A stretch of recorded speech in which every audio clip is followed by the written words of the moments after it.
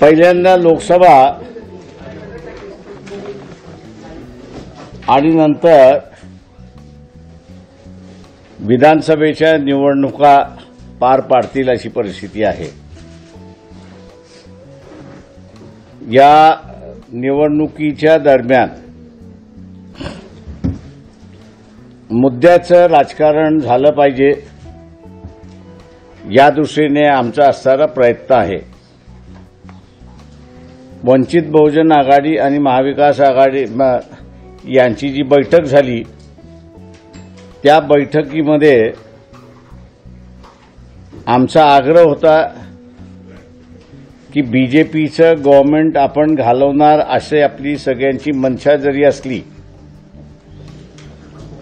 आणि उद्या आपण त्याच्यामध्ये सक्सेस झालो तर पुढचा आपला कार्यक्रम काय या संदर्भातली चर्चा आणि म्हणून आम्ही असणारा काही मसुदा इम्पॉर्टंट मसुदा जो आहे तो त्या बैठकीमध्ये सादर केला। त्या बैठकीमध्ये आता निर्णय होईल आणि त्यानंतर पुढच्या बैठका त्या ठिकाणी सुरुवात होतील। परंतु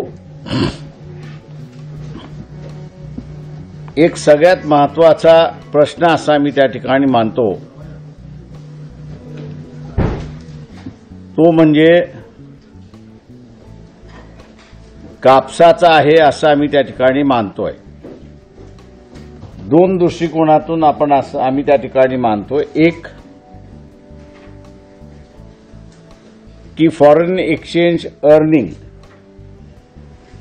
भारताला कापसातून आज 1,20,502 कोटीचं उत्पन्न आहे, म्हणजे 30% जे फॉरेन एक्सचेंज अर्निंग आहे त्याच्यापैकी आहे।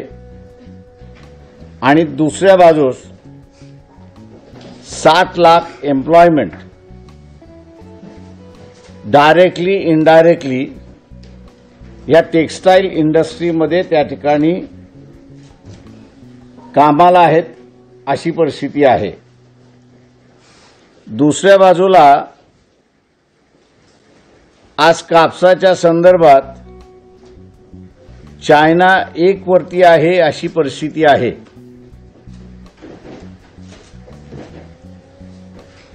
जगभरातून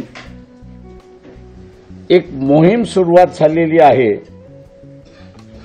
आणि ती म्हणजे की चायनाचा असणारा जे फायनान्शियल क्लाउड इंटरनॅशनल मार्केटमध्ये आणि नेशनवरती आहे त्याला कमी करण्याचा विचार चाललाय अशी असणारी परिस्थिती आहे।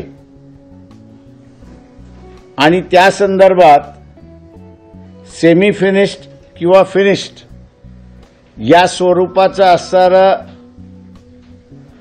प्रॉडक्ट भारतामध्ये किती होते किती होत नाही याची असणारी पूर्णपणे चर्चा चाललेली आहे। बऱ्याच आंतरराष्ट्रीय बाजारपेठेमधले जे देश आहेत त्यांना चायनाच्या ह्या वर्चस्वातून बाहेर पडायचं आहे आणि ऑल्टरनेटिव्ह मार्केट त्या ठिकाणी बघतायत अशी परिस्थिती आहे। टोटल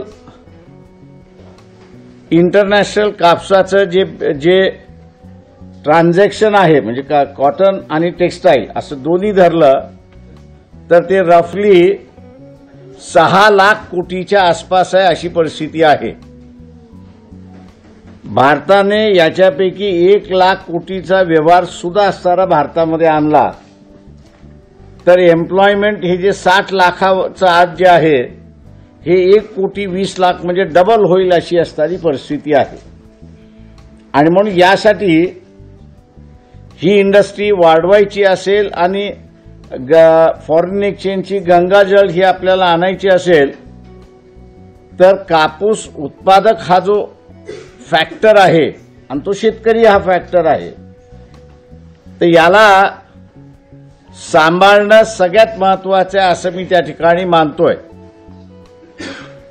आज आपल्याला असणारं दिसतंय की कापसाचं सेक्टर जे आहे हे दरवर्षी श्रिंक होतंय, कमी कमी होत चाललेला आहे आणि तो सोयाबीन आणि इतर पिकांकडे वळतोय अशी परिस्थिती आहे।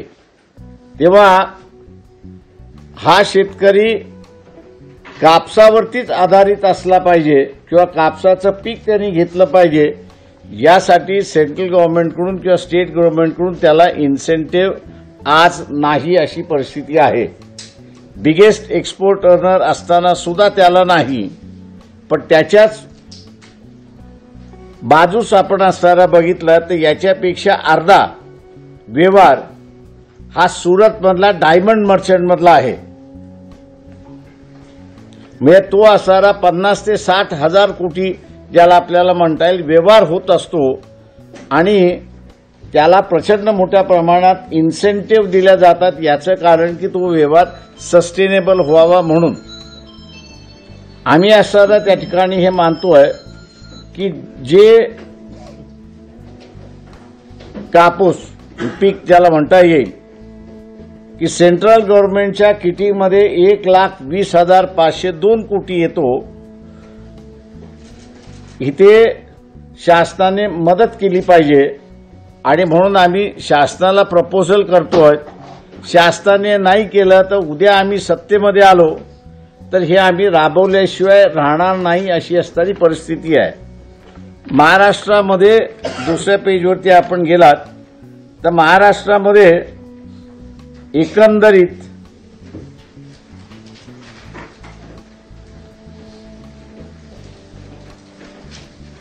बारा कोटी क्विंटल हा असणारा कापूस होतो महाराष्ट्रामध्ये.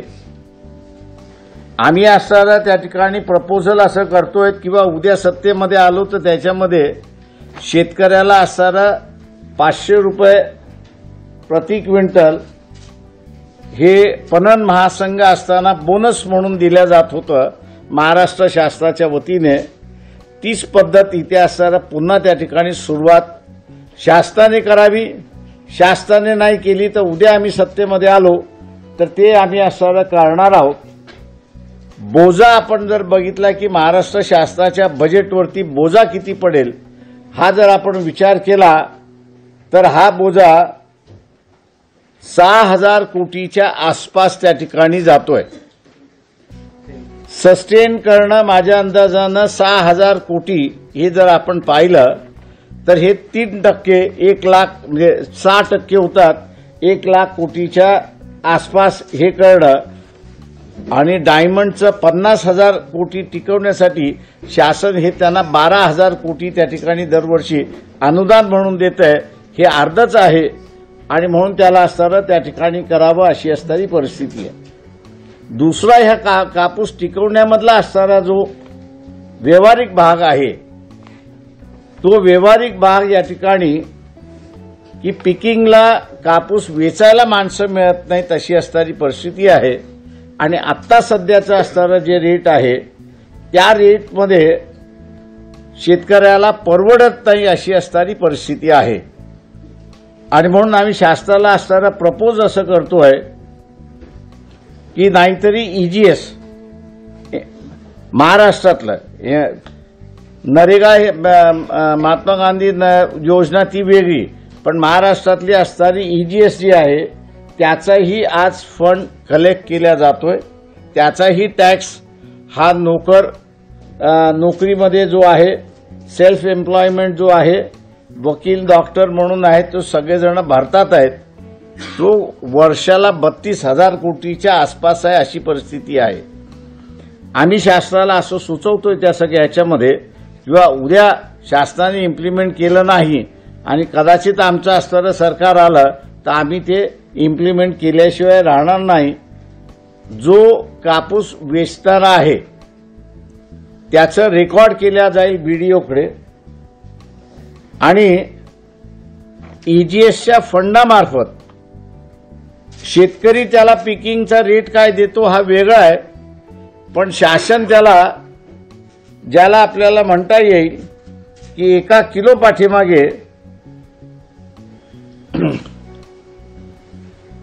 1 किलो असेल क्विंटल असेल त्यांनी जो वेचलेला असेल त्या सगळ्या ह्याच्यामध्ये त्याला आम्ही असणारा 5 रुपये